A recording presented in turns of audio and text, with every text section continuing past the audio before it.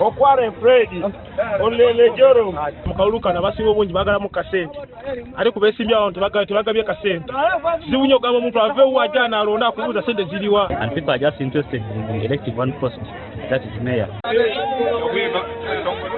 Vera bide dina akauluka sawa zinoka mpanku we tetugenda kuyimiranga ku migongo gyabwe nga tebatwadde yadde 10 baba bagenda bakolera abaana baabwe n'abakazi baabwe na famire zaabwe tetugenda kulonda leero nga teri sente.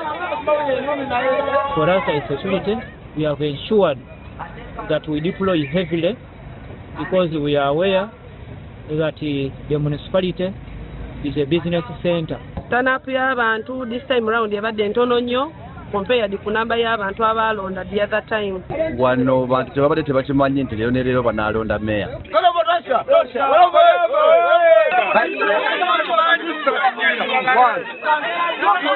Bagala okukola ki waka ewange bagala kusitominga my home abantu bagala okufa bi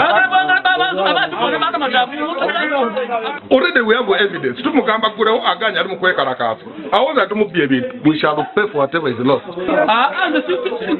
Embaga siriyo ate obulute bakugaliza wano obulute bakugaliza ku sente batwala mu electoral commission eriyo wano abantu bazeewo bali kubatusa baze kuluskinga bayerosizi tetwagala bagulewo wali awoza mbu twagala mukuba katoyo mukadde gwe mukuba egumba lina ayunga ddi enga nze manyi nti awo wetubira akalu era saawa yona nga ntegese okubakwata n'obululu bw'obuubu kati ekino tekitiisibwa akati nze nemputa poliisi bwetuse tebagulawo poliisi evuddemu ne DR forms endowooza zibadde delivered from other poliisi egenda kikolako investigation naye nga wekibanga kibadde mu vote rigging tekiba kirungi kubanga NRM party efe abalina okulaga obulungi mu party zonna watasa wano we babirwa obululu ne mukyala we vice chairman NRM.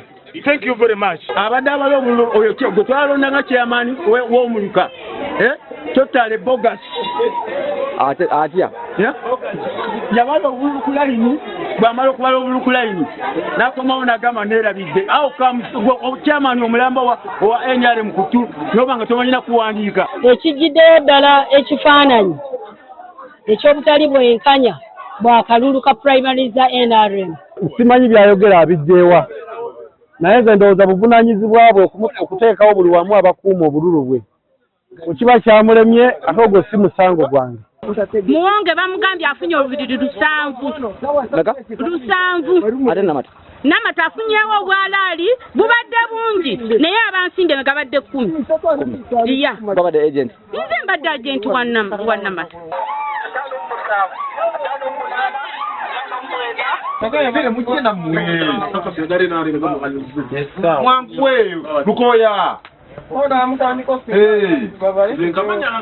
Kulonda nga bwe kutandika nti ssaawa 6 kati abantu abamu baatuula ne babeera wano ne balinda era ne bagamba tubalwisizza naye ng'ate mu mateeka twali tulina okutuukiriza amateeka g'ebyokulonda nti ssaawa 6.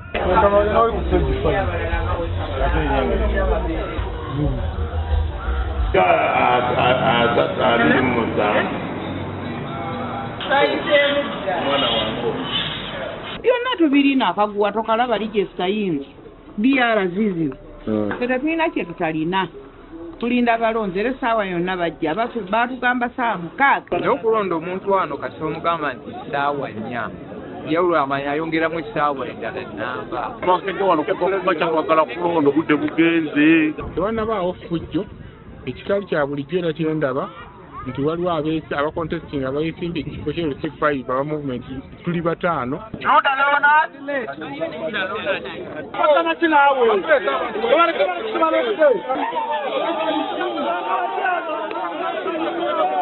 tulisiganya nakuba stampu mu ngalo oba nkuba tukube obuntu nti obubaddemu obutono ng'ababadde bakedde okulonda ng'essaawa 6 tezinnaba tubasenzesenze ne kuddamu mu ssaawa ezo zennyini n'olwekyo bitubisuubira era beebimu kwe tulowooza nti bijja kgenda mu petitioni yaffe gye tumaze okufuna senga ebiva mu kalulu kantu ebibanga bitukusaidiya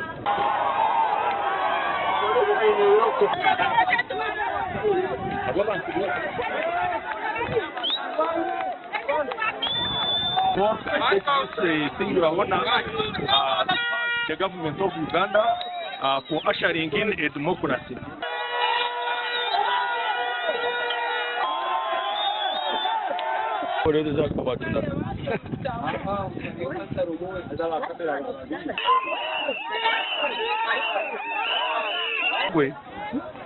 abariona baji influencing ngo batampaka ruru modoreze no muzurimo no bareba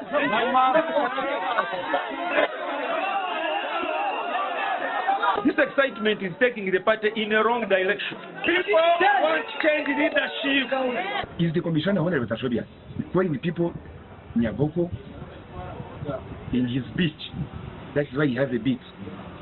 And it's like it was not enough. He called the people of Kajara, but the people said, we don't want to vote the incumbent because he has not served us maximum rate.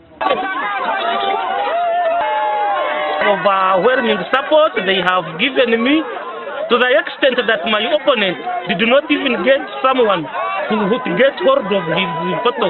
Nekino kiberawo bulijjo nti bwe tusooka akalulu akasooka abantu babeera bangi, bwe tuddako akaddako ne bagenda bakendeera era neeraliikidde nti agenda okuddako aka LC Freeze abantu bagenda kukola ki bagenda kubeera batono naye nga tugenda kubakonda basobole okujja okulonda abantu baabwe nti mubadde buvuyo bwonna abantu bakuumye emirembe.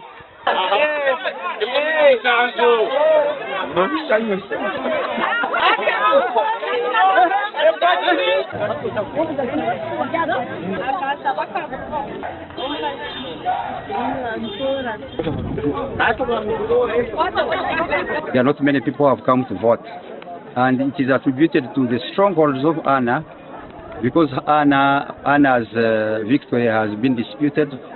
We are not sure whether she's gazetted or not. So people have not come. Electing somebody does not need money. Electing somebody does not need ABC. It needs your heart.